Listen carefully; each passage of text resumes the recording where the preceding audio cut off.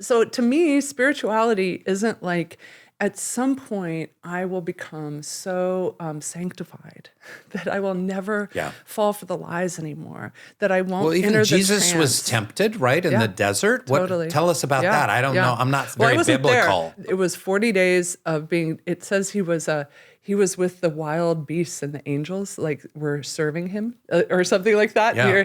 And it was like this throwaway line. And I'm like, hold on, go back. Whoa. Not even a few more sentences about that? Yeah. Like, what did it killed you? Yeah. Few details, But the devil was like, you could have all of this. Look at this, that if you could have everything in front, if you just... You could have all the Rolexes. All the Rolexes. You could have all the trips to Antarctica. You could get invited on all the Oprah. podcasts, Oprah, all of it. You could have all of it if you just sort of declare loyalty to the trance and say the trance is real.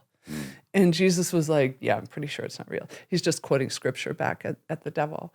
I love that because the devil always starts his temptations with the word if. If you really are the Son of God, then why don't you do all this? Like, if you are beloved, then why do you feel neurotic? Like, something must be wrong. There's always this if-then proposition constantly in the trance. And out of the trance, there's no if-then propositions. Out of it, it's always because, therefore. It's interesting because that's kind of how the internet works, because people will say things like, they won't say climate change isn't real. They'll say, could it be that climate change is just a liberal hoax by scientists that want to increase government regulation? Yeah. They just pose it as a question. I don't know. Maybe it is. Let's look at some things. So these seeds of doubt are planted in questions, in questions. That's right. It's like, very, it's maybe it is powerful. Conspiracy. In Soul Boom, sorry to plug my own book. In Soul Boom, I talk a lot about universalities between religious faiths because we always talk about what's different in religions, and we rarely talk about what brings religions together. But this idea, you're calling it the trance. In Hinduism, it's called Maya, or Buddhism, the illusion. The parallel that's brought up, the parable rather that's brought up is you're walking down a path, it's dusk, you see a snake in front of you.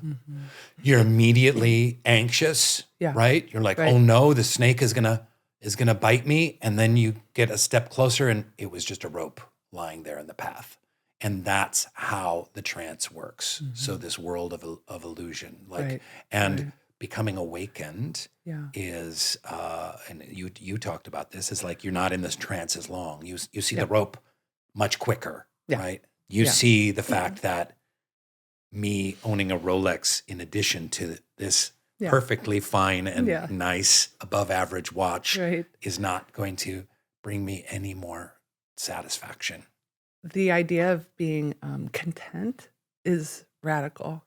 It's a radical notion to be content. When you're in the machine, right? When you're in the capitalist machine and all of that, to say, oh, I actually have enough shoes. I have enough. I'm content with what I have. I'm not looking for more. The Soul Boom Podcast. Subscribe now on YouTube, Spotify, Apple Podcasts, and wherever else you get your stupid podcasts.